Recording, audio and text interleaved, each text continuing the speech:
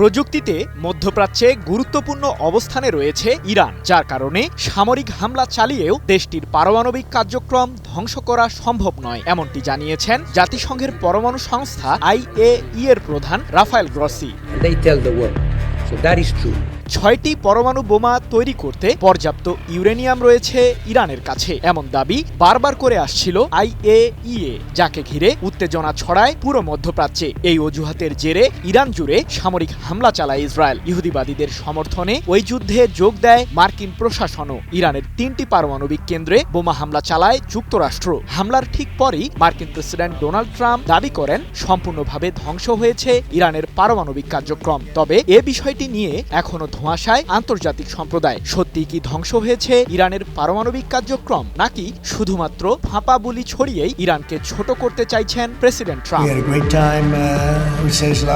সামরিক শক্তির মাধ্যমে ইরানের পারমাণবিক অচলাবস্থা দূর করা সম্ভব নয় বলে জানিয়েছে IAEA, কারণ ১২ দিনের ইসরায়েল ইরান যুদ্ধের পর কূটনৈতিক দৃষ্টিভঙ্গি এখনো অস্পষ্ট বলে দাবি সংস্থাটির প্রধান রাফায়েল গ্রসির। এ প্রসঙ্গে তিনি বলেন, সামরিকভাবে সমাধান বের করা যাবে না, কারণ প্রযুক্তি ও শিল্পে গুরুত্বপূর্ণ অবস্থানে থাকা ইরানের পারমাণবিক সম্ভাবনা সম্পূর্ণরূপে ধ্বংস করা অসম্ভব। ৮ জুলাই এক প্রতিবেদনে বিষয়টি নিশ্চিত করেছে লন্ডন ভিত্তিক সংবাদ মাধ্যম ইরান ইন্টারন্যাশনাল।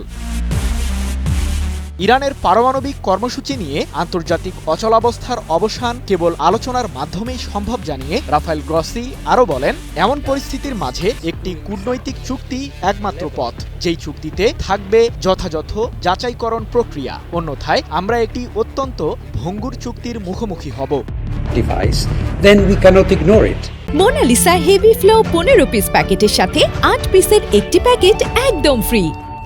ইরানের পারমাণবিক কেন্দ্রগুলোতে যুক্তরাষ্ট্রের বোমা হামলার পর IAEA এর অবস্থান নিয়ে প্রশ্ন তোলে তেহরান। আয়াতুল্লাহ আলী খামেনির দেশটির অভিযোগ, ইসরায়েল ও যুক্তরাষ্ট্রের সাথে সংবেদনশীল তথ্য ভাগাভাগি করেছে IAEA, যার কারণেই ইরানের পারমাণবিক কেন্দ্রগুলোতে হামলা চালিয়েছে ইহুদিবাদীরা।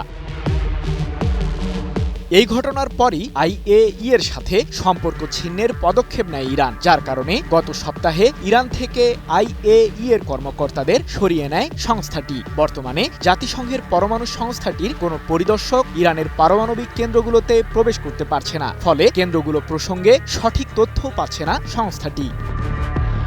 সৃজন মাহমুদ, নিউজ 24।